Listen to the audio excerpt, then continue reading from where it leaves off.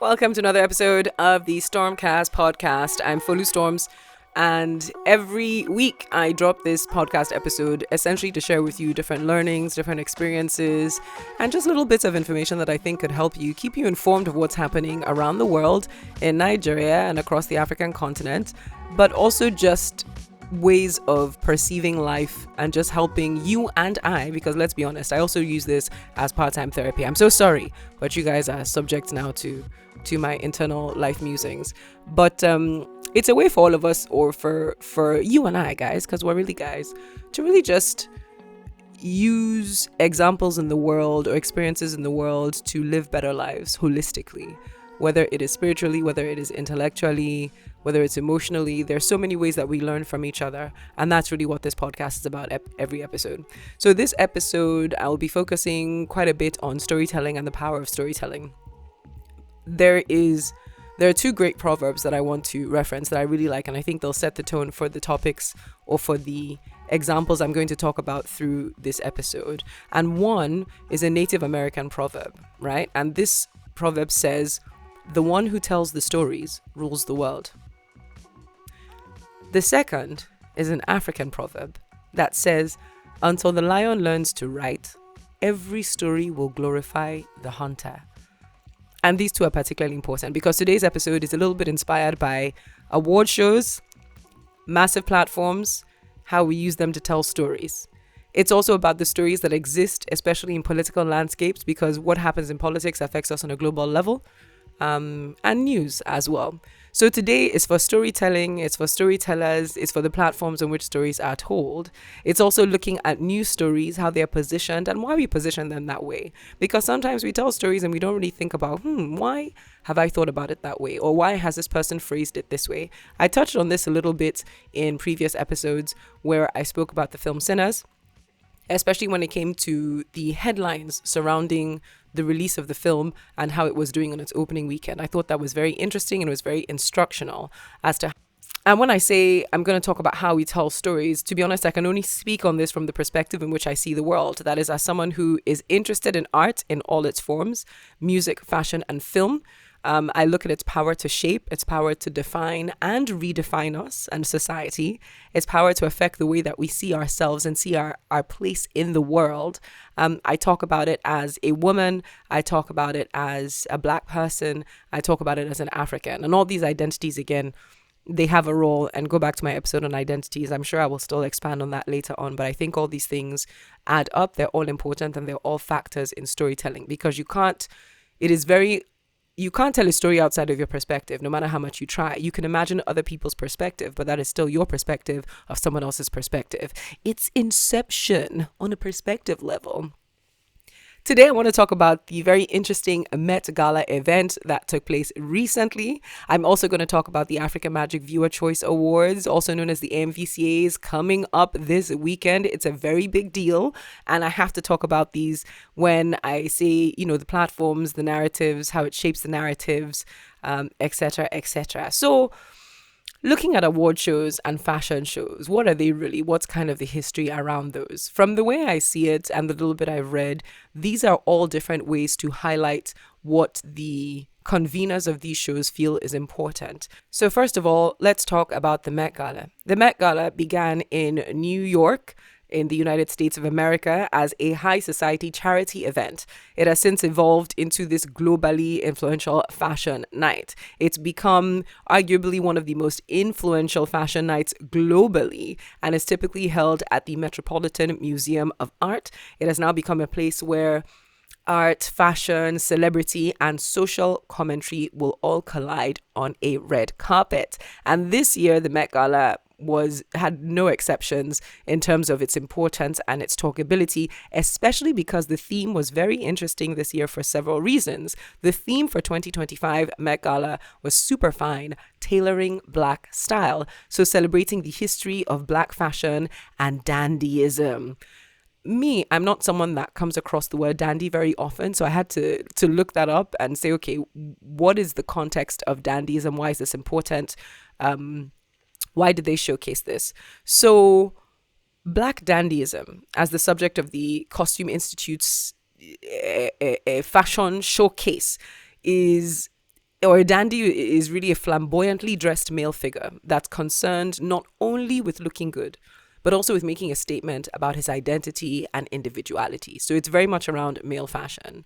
And Black dandyism is considered a defiant declaration against perhaps confinement. It's a celebration of Black identity, and it's a movement based around resistance, pride, and history. And of course, that is very much in the US, and it's very much important in the US for the many reasons, the racial reasons, and the racial history of transatlantic slavery. Like it or not, it's a big thing. So the story of Black dandyism and the way it played out on the big stage of the Met Gala was particularly interesting for all those reasons and more. What stuck out to me, or the things that I sort of paid attention to, is how fashion is such a great way to tell stories as well. And we see it used all the time, especially when films are happening. A lot of the promotion around films these days is very much centered around fashion. It's centered around an aesthetic. It's centered around a look. And then behind that look, there's a story. And fashion has always sort of done this. It is a form of art. And art conveys so much. It doesn't just convey emotion. It conveys information. It conveys history. But it's also up to the people watching this art or perceiving this art to dig into the details of it, to dig into the details of why somebody has presented the way that they have, why they've dressed the way they have. It's part of the reason why interviewers on a red carpet will say, well, who are you wearing? What are you wearing? Now, in some places and on some stages, they don't really go that deep. They're just like, oh my God, you look beautiful. That's it. And again, beauty is its own form of communication. It still communicates something. Look at the film Red Circle, which of course I'm always going to talk about. There can never be an episode where I'm not talking about Red Circle. It's coming. This is how I promote as well. And with very few people out in the public space genuinely knowing what the film is about, especially on a Nigerian level, because it is a Nigerian film, but it is going to travel globally, there's been a fair amount of interest in it because of the way that it has been promoted and it's positioned. And a lot of that has had to do with fashion. It's had to do with style. It's had to do with lifestyle and picturing that and putting it out there. It's told stories of togetherness. It's told stories already of unity. It's told stories of empowerment. And this is before watching the film. That is the importance of fashion. That's the importance of style. That's the importance of storytelling. It can come across in so many different ways. Now, the Met Gala is particularly important for me as an African and as a Black person because it gives room and space to shape our narrative on a global level. And there is an importance for us to take ownership of our own stories and to shape our narrative so that other people are not telling our stories for us. That's important on every level. There was a year, I think 2015, when the Met Gala had very Asian influence, and people like Goi Pei, I think that's how you say her name. She wore this beautiful, like, huge train. I think it's the largest one that's been on the Met Gala red carpet. And that was the theme then, I believe, was Through the Looking Glass. And that told its own story with Chinese designers. Again, Asians have always been very good with telling their own story and exporting their own culture. And that's what we were seeing a little bit with this theme for 2025. In particular, I need to talk about the African designers that popped up using fashion as a narrative canvas. And they used Afrobeat stars to also tell that story in some context. They also use global stars. And again, I'll go through that list. And it's important. The whole context of it is important. In Nigeria, why a lot of us were talking about it is because we saw superstars like Burna Boy up there on the world's biggest fashion stage. We saw Ira Star up there on the world's biggest fashion stage. We saw Thames up there on the world's biggest fashion stage. And there was a lot of criticism I felt coming out of social media in Nigeria for the way that they were dressed, because as far as a lot of people were concerned, they did not stand out in the way that a number of other quote unquote best dressed celebrities from across the world, especially American-based celebrities, were dressed. And that caused quite a stir. But let's talk about the designers that were there. We saw Oswald Boateng, who's originally from Ghana, up there. We saw Orange Culture, head designer Adebayo Okilawal. His designs were represented up there. It was very important to note that for the first time, there was an African sponsor. African Fashion International was a sponsor for the first time, which is a big, big deal. We saw 1116 by Ugo Mozier up there. We saw South African designers Tebe Magugu and David Tlale represented up there. Again, Nigerian design house Chooks Collins was up there. Hanifa by Anita Mvweba was up there, and we saw Deji and Kola up there as well. Very, very cool. And I'm going to first start with Oswald Boateng for many reasons. He broke many boundaries once again and reminded us of many firsts on that night. And he dressed a number of Nigerian celebrities. He dressed Burna Boy, he dressed Thames, and he dressed Ira Star. And again, because it was heavy criticism, let's talk about it. Okay, guys, let's give me the tea. I want to know also in the comments what you guys thought. But here's what I noted. Oswald Boateng is the first black designer on Savile Row. By many standards, he's a classic example of what the theme was about. Super fine, tailoring black style. He defied convention in a lot of ways. He stood out in a lot of ways. He was defiant and he did the thing. I guess the perception for a long time, again, because of racism, and I know people don't like it when it enters the chat, but that's just the reality of the world we lived in. He broke that mold. He was like, I can not only do this, I can do this in a way that is true to me, and I can do it in a way that makes me one of the best. Oswald Boateng also purchased a table at the event. Don't forget, this is a charity gala, so it's to raise money. And that table is not purchasing a table as an independent black-owned brand. That's not small. That table is approximately $350,000. It's not a joke. So he had guests at that event, okay? And that's his guests were Burna Boy, Issa Rae, Jaden Smith, Thames, Nkuti Gatawa, Colin Kaepernick, Hope Smith, Omar Sy. It was phenomenal. I believe his children were also at that event, but Oswald Boateng really showed out. And there was a lot of cultural significance in that, in the choice of fabrics, for example.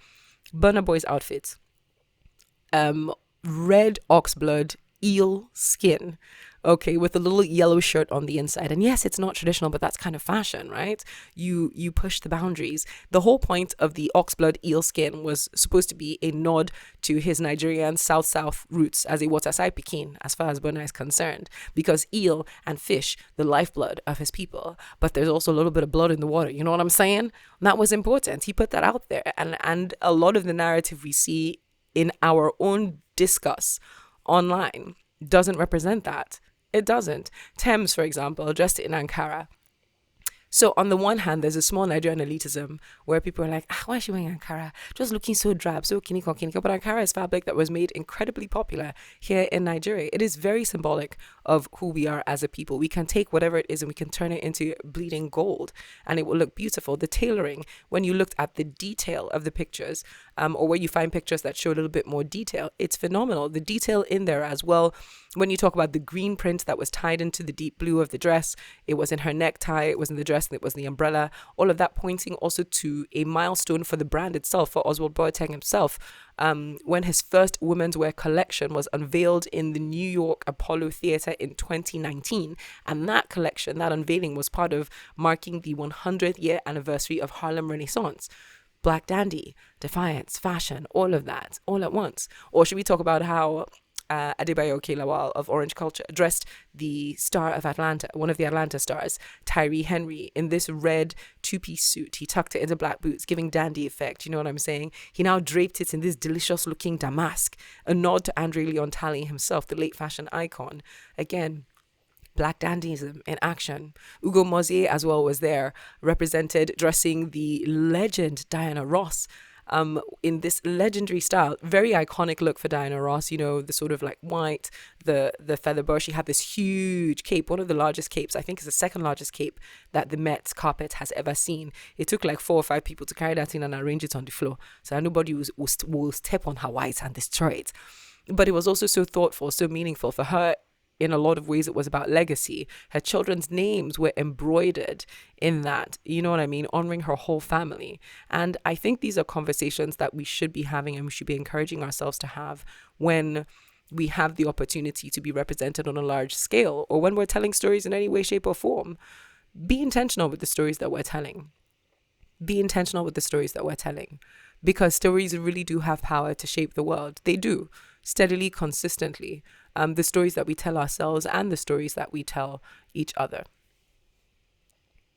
Part of the stories as well that were woven on that music, on that large stage, right, is again the stories of African musicians on a global stage. It's sort of soundtracking our stories. Our musicians at the moment are enjoying phenomenal international recognition. Our musicians are winning awards on some of the highest platforms globally. We have this opportunity, and we're in a very interesting moment in time where our culture has become and continues to be global popular culture. It's trendy. The thing with trends, though, is that trends come and trends go. So how are we taking ownership of that? How are we driving the narrative? And not just driving the narrative, how are we driving the growth of institutions that will benefit not just the one or two individuals, but the masses, but all of us? It's a big thing to think about. I'm not saying I have the solutions, but again, if you're listening to this podcast, that's where we're at. If you have comments, so please drop them. I want to know, guys, because I'm curious. What do you think about that? There's a lot of criticism about a lot of our artists as well that's happening, and I think we saw some of that criticism when looking at their fashion choices. But I think there is a tiny bit of resentment or a bit of a feeling that these artists, like perhaps people in authority and leader figures, are not doing enough to uplift everybody else. But the question is that their job? Is that their responsibility? It's a question. I don't really know. It's very significant that these artists are being invited to the Met Gala. It's very significant that they're being invited to events like that on a global level. And one can only think that they're also being invited as sort of, oh, look, we have representation from this part of the world here. So whether or not they think it's their responsibility, is it to a certain extent? Like, whether or not you like it, you are kind of the candle bearer of a whole people, you can't help but think that. You can't help but wonder. And this being the torchbearer in certain ways is not limited to just musicians. Oh, there's like an infamy level to it as well. And recently in the news, there have been stories about Deziani Alison-Madueke, a former minister for petroleum in Nigeria, and the documentary that was done about her, which is sort of spearheaded by Chude and Adebola. I mean, big shout out to them doing that work. Is It Your Money? I think, is that not the name of the documentary? Let me just check that. Yeah, I think I got that right. Is it your money? Is it your own? Spoken like a true Nigerian. And generally, some of the facts that you should know for those who don't. Deziani Alison-Madueke was the Nigerian oil minister, all right, from 2010 to 2015. She was the minister present during former President Goodluck Jonathan's tenure. She was indicted for bribery by the US Justice Department. So basically, they were bringing charges. Also in the UK, she's also awaiting trial on bribery charges, which she denies. So a lot of things have not been proven, but there are a lot of allegations, and they're very serious, very heavy allegations. The years that it's been alleged she's been responsible for the misappropriation of billions of dollars, she also denies. And there's this brand new documentary that was directed by Chude Jideno, who is, of course, a journalist, public relations operative, and he's exploring a lot of the stories around the former oil minister, and he even gets very rare on-camera interview with her. It's behind a paywall, but you should go see it if you can. I certainly intend to see that. And it's very fascinating because the story is colorful. It's one of the most colorful stories that Nigeria has when it comes to corruption, more so than or in the same range as the stories and the myths surrounding Abacha. So this documentary, I believe, is exploring not just Deziani, but also takes a look at three of Nigeria's oil ministers. So Etete, who was just before her, Deziani, and then President Muhammadu Buhari, who were all ministers for oil. And oil being Nigeria's essentially chief export, has sort of been the lifeblood of the country for decades. It's a big deal. So there was a lot of money to be made, and a lot of money was made. But there's so many allegations. A lot of things have not been proved. She has not been convicted of anything. But it's very interesting to see how the narratives have been spun around it. In fact, at this point, the urban legend, or the way it's sort of been positioned, I mean, correct me if I'm wrong, is like, she did this thing all by herself. Nobody has ever been as wicked or devious or money hungry as this woman. Is impossible. But to be honest with you, when you start taking a look at the story itself, breaking down a lot of the allegations, what she's supposed to have benefited from. So several hundred thousands of pounds in cash, chauffeur-driven cars, private jets, luxury family holidays, that sort of thing. These are allegation corruptions that sound very similar to corruption allegations for many people in government across the world, not just in Nigeria. Second, also understanding that as a key figure in a large political landscape, she could not have perpetuated the alleged misappropriation without the knowledge and the involvement of very high-ranking, of other very high-ranking government officials and individuals. But the legacy and the legend is really around her. It's the narrative is also, because it gets juicy when they start saying, she's also supposed to have slept with this person. There are allegations and rumors that she had an affair with the president as well. And the complexities and intrigues of this to me are just very fascinating. Stories can really shape everything. And as such, I believe that we have a generation of Nigerians who completely believe that. Completely. Like, that's now the reality. It doesn't matter what has been proved or not. A lot of people will not pay to watch the documentary as is. They will wait. And even when it comes out, even when it is more widely available, I believe, and I could be wrong, I still think that people we like the gist version of things. I don't think we like facts. I think facts get a little bit boring, especially when you've made up your mind and when stories have painted one person as the criminal and you like them for the bad guy. There's something kind of cool and maybe I should not even be saying cool, because there's nothing cool about stealing everybody's money. Please, that's the country's money. But it almost seems like there's something kind of legendary, like movie-like about, the real mastermind was actually this woman. That's really the nature of women. And because we exist in a time, I think, where that's kind of the narrative, where because there's been a lot of focus on female empowerment and women should be equal, there's also been a push in the direction of actually women are truly just evil. Am I making that up? Maybe I could be biased. I could be seeing this in a very specific light because I'm a big advocate and champion for women's rights and for equity and for recognizing the reality that we've lived in a patriarchy for a long time.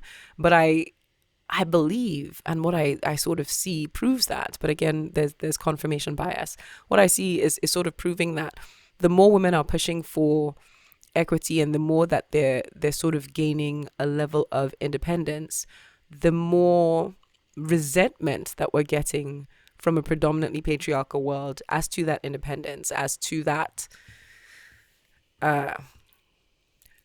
narrative that, the women can do as they please. They're like, actually, if women wicked past men, that's what you hear in Nigeria. They're wicked. Gone.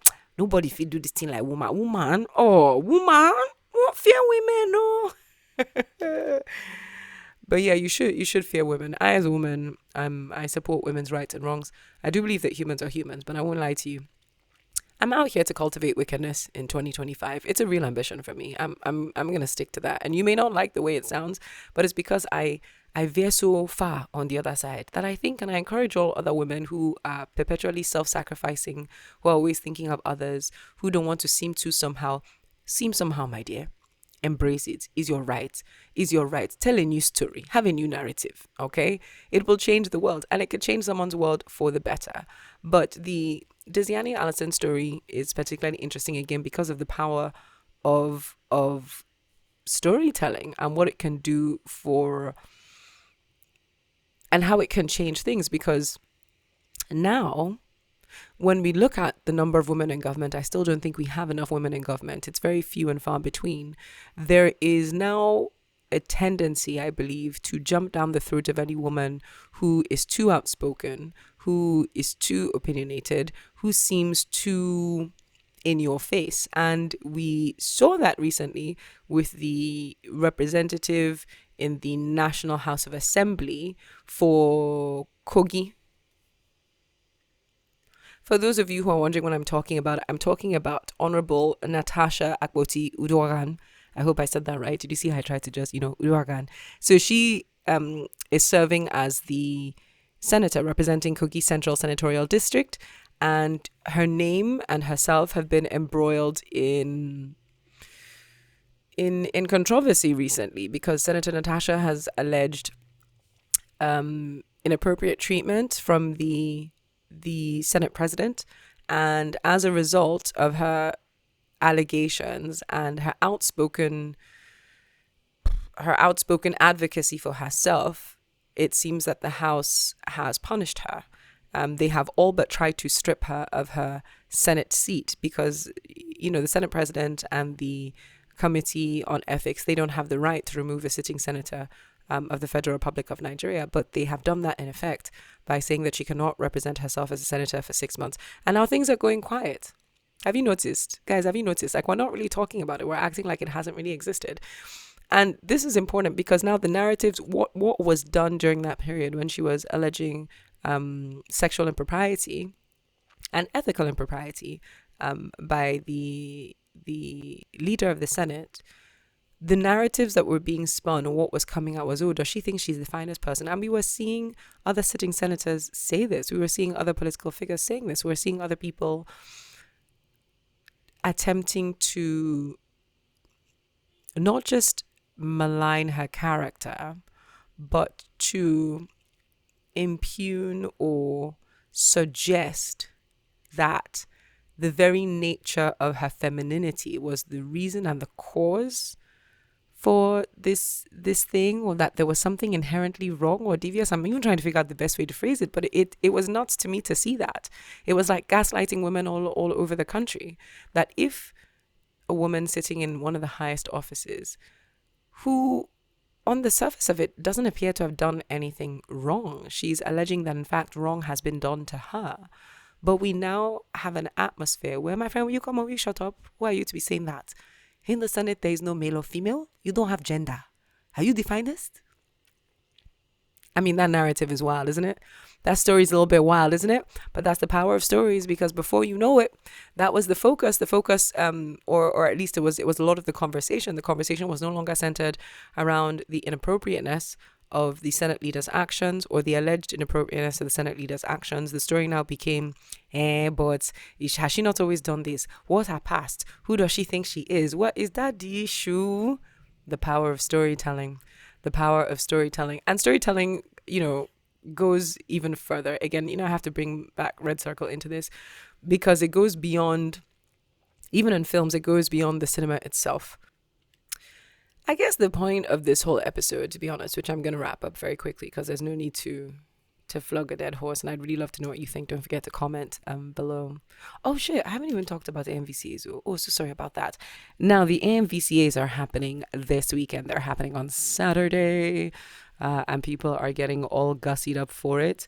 There was one fashion commentator online who indicated that she did not want to see any single costume-like stuff at AMVCAs, not Met Gala. I laugh in Nigerian defiance because I'm so sure I'm going to see costumes here, there, and everywhere. I myself have committed to going to the AMVCAs. I will be looking gorgeous, hopefully, but I'm going to keep it simple as I do. Simple and elegant and cute. Let's go. I'm very excited because, again, I have 3 projects in which I played the lead that are up for Best Short Film at the African Magic Viewer Choice Awards. We have What Are You Truly Afraid Of, a production that was co-produced by Nora Wolowo and myself. You can also still watch that on YouTube. There is also Bukasi, which is fantastic. Shout out to J Blaze. He's up for nominations in that same category. And then, of course, there is the Paramount Plus original, part of the In Bloom collection, the short film, which was directed by Lola D, and that is called Afefe. And I played the lead in that as well. So fingers crossed, it would be really cool if one of these projects win. But big shout out to everyone else who was nominated in the same category as well. And then, of course, there is a 4th film in which I play one of the leads. And that is being nominated for Best Multi-Choice Talent Factory Film.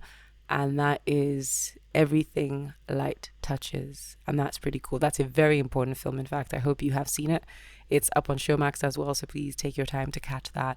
And a big congratulations to every single nominee out there. Because beyond the nominations, we're also going to see stories told in different ways. Because we're also going to see some stories being told on that carpet, not just on the red carpet, but also the stories of when people win, how people are going to get up on stage and use that platform to highlight whatever causes or issues are important to them, or just to tell the stories of how they came from nothing. But these stories are all really important. And every time someone gets on that stage and they share a story, or somebody from their area sees them, or someone from their part of the world sees them, it is a reminder. It is literally creating a new reality for somebody out there in the audience. It is saying that, look what is possible. Look what is possible. Look what is possible. That's what storytelling does. It literally shapes the world. And I believe the point of this whole episode and why I've taken the time to record this is I do not think we can ever overstate the impact and the power of storytelling, of authentic storytelling, which means telling a story that truly represents a perspective, that truly represents your unique place from which you stand and you view the world. I want you guys to, when you do tell your stories, whether it's on Twitter, whether it's on Instagram, or whether it's on a big stage like the African Magic Viewer Choice Awards, that you are mindful of the kinds of stories you tell, because you are literally weaving magic with your words. I want you to also, when you are reading stories, to be intentional about how you're reading, to read with context. When you're sharing stories, do that. Support authentic storytellers in different forms, whether it's on cinema, whether it's television, whether it's in fashion, in whatever way. Like, actively seek out and support African storytellers, because these are all stories that are important. These are all stories that impact the world. And honestly, I'd really love to know from you guys. Like, tell me what African stories have sort of resonated with you, what storytellers have resonated with you, whether, again, it's in film, it's in art, it's in music. I would really love to know. Just use the hashtag Stormcast. Just hashtag Stormcast and let me know what your thoughts are so far in the past few episodes. But that's it from me, Folu Storms. I hopefully will be telling my own stories on the red carpet and quite possibly on the stage at the AMVCAs. A big congratulations to everyone who is nominated for an African Magic Viewer Choice Award. It is a huge, huge deal to be nominated, because it's recognizing storytellers from all across the continent. I know that there is a big contingent of us out of Nigeria, because we're a large nation of storytellers, that's for sure. And when it comes to award shows, I know people think of, oh, there's going to be a winner, there's going to be a loser, but I don't think so. Anyone who is nominated at all is already a winner. And now you have the opportunity to continue winning by continuing telling your stories, because that combined star power of all those different storytellers in that space on that night, being shown across the world, that is the opportunity to continue telling stories that are important to you, that are impactful to you, that are meaningful to you. So that's sort of my charge to everybody that's out there, to not just share and let me know what stories really mean something to you, maybe who you want to see come out on top at the MVCAs, but just different ways. I want you to really think of just different ways that you can continue telling impactful stories, and that you can continue encouraging impactful storytellers, and that maybe you yourself can become an impactful storyteller. And that's it. So thank you so much for listening to the Stormcast, and I will catch you again next week. Bye bye.